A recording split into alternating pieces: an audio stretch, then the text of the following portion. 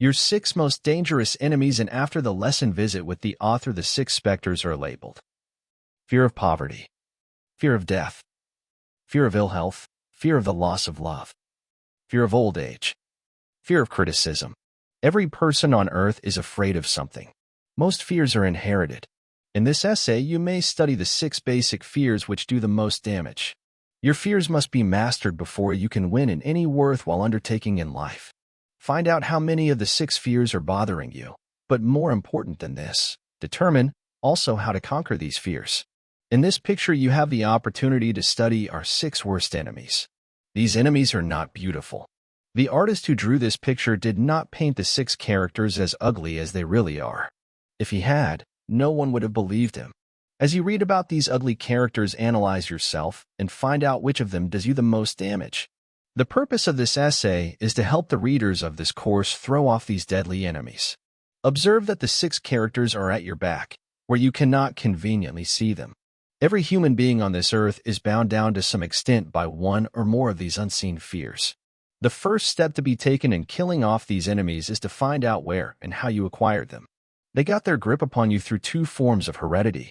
One is known as physical heredity, to which Darwin devoted so much study.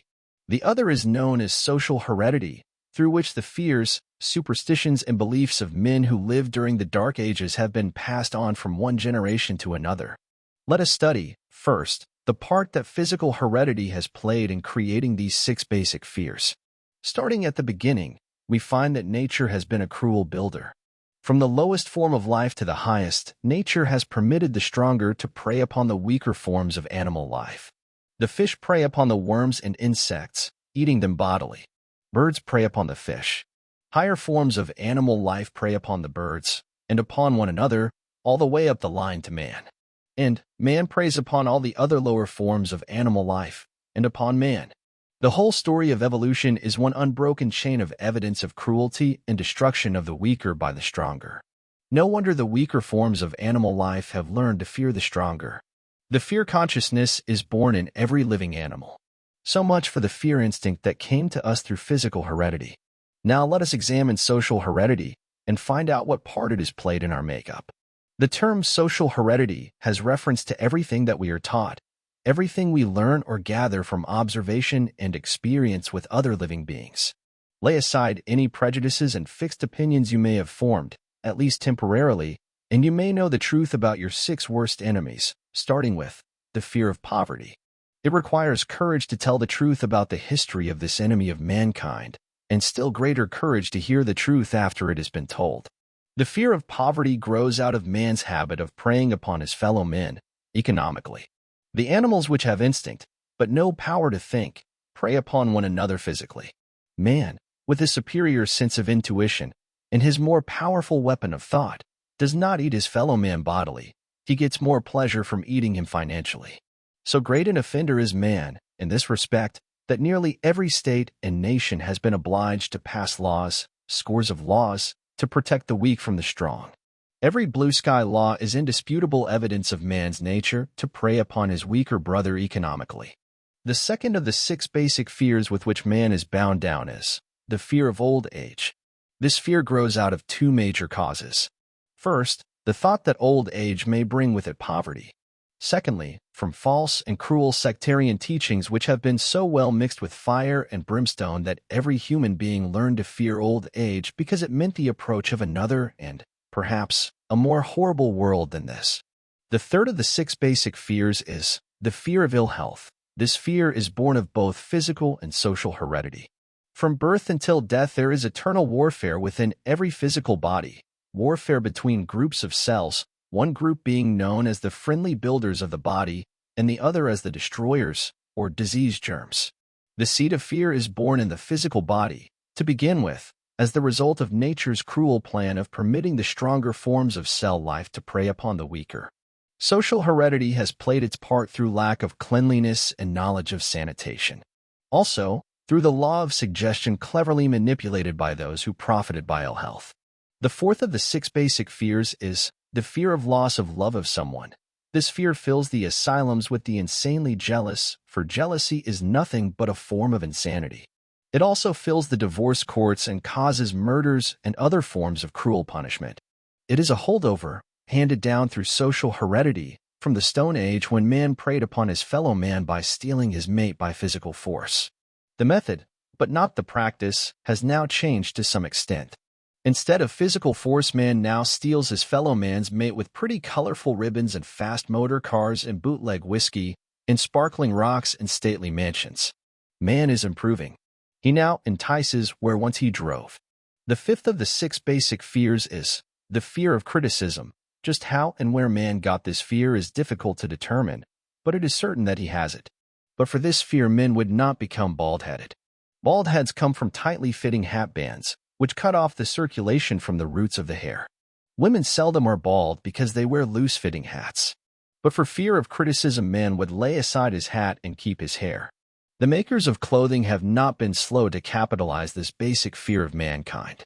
Every season the styles change, because the clothes makers know that few people have the courage to wear a garment that is one season out of step with what they are all wearing. If you doubt this, you gentlemen, start down the street with last year's narrow-brimmed straw hat on, when this year's style calls for the broad brim. Or, you ladies, take a walk down the street on Easter morning with last year's hat on. Observe how uncomfortable you are, thanks to your unseen enemy, the fear of criticism. The sixth and last of the 6 basic fears is the most dreaded of them all. It is called the fear of death. For tens of thousands of years, man has been asking the still unanswered questions, whence and whither? The more crafty of the race have not been slow to offer the answer to this eternal question. Where did I come from, and where am I going after death? Come into my tent, says one leader, and you may go to heaven after death. Heaven was then pictured as a wonderful city whose streets were lined with gold and studded with precious stones. Remain out of my tent, and you may go straight to hell.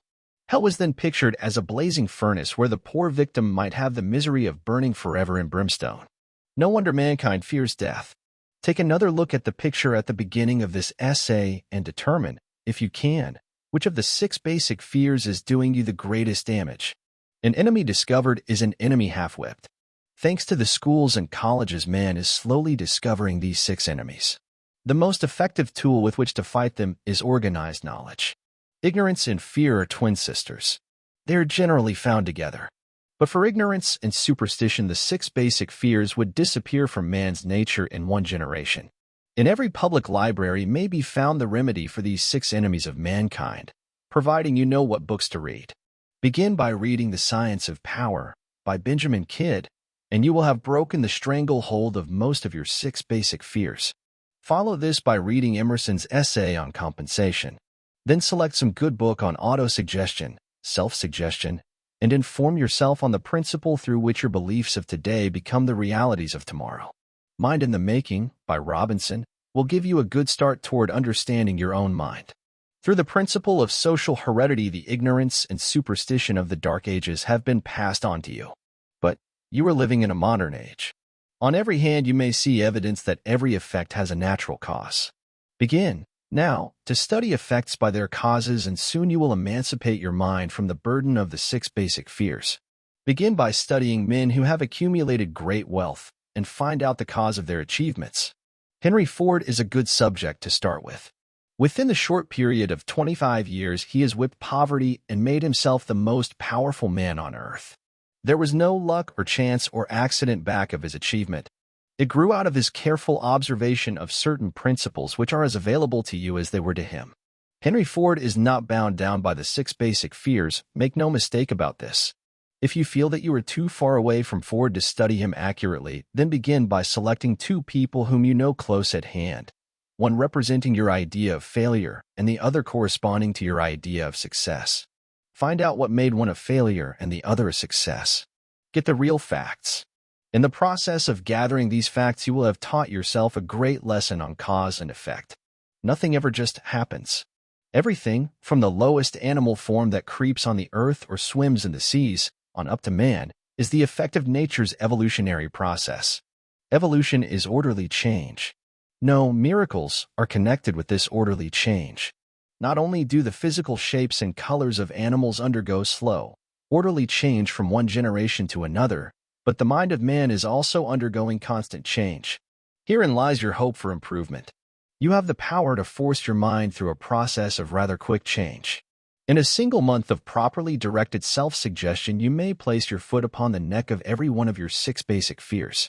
In 12 months of persistent effort, you may drive the entire herd into the corner where it will never again do you any serious injury. You will resemble, tomorrow, the dominating thoughts that you keep alive in your mind today. Plant in your mind the seed of determination to whip your 6 basic fears, and the battle will have been half won then and there.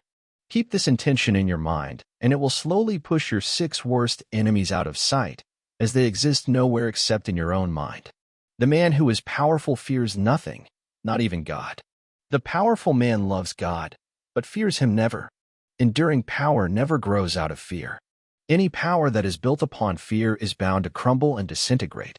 Understand this great truth, and you will never be so unfortunate as to try to raise yourself to power through the fears of other people who may owe you temporary allegiance. Man is of soul and body formed for deeds of high resolve, on fancy's boldest wing to soar unwearied, fearlessly to turn the keenest pangs to peacefulness, and taste the joys which mingled sense and spirit yield, or he is formed for abjectness and woe. To grovel on the dunghill of his fears, to shrink at every sound, to quench the flame of natural love and sensualism, to know that hour is blessed when on his worthless days the frozen hand of death shall set its seal, yet fear the cure, though hating the disease. The one is man that shall hereafter be, the other, man as vice has made him now. Shelley.